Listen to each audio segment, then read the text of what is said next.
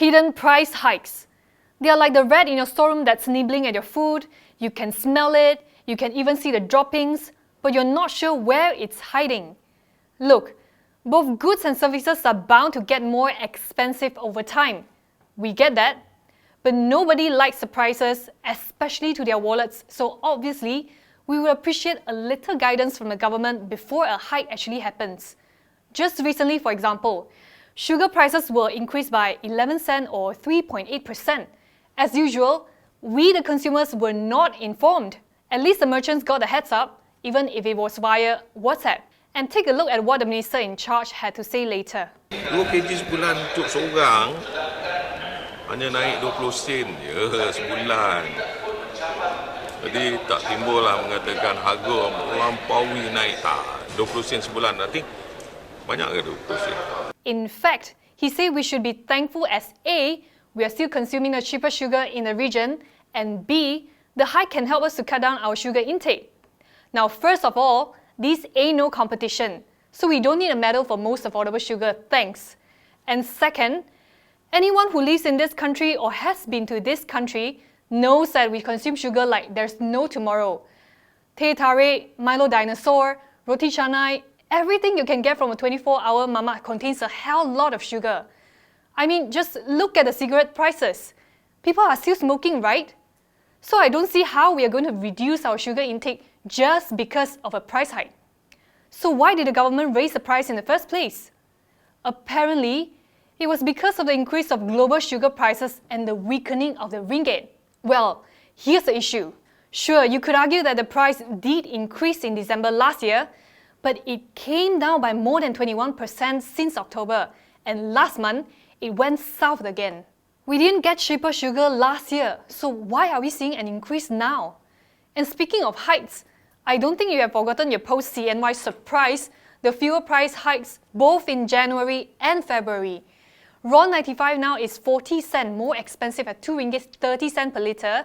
Raw 97 is 35 cents higher at 2 ringgit 60 cents, while diesel is 30 cents up at 2 ringgit 15 cents.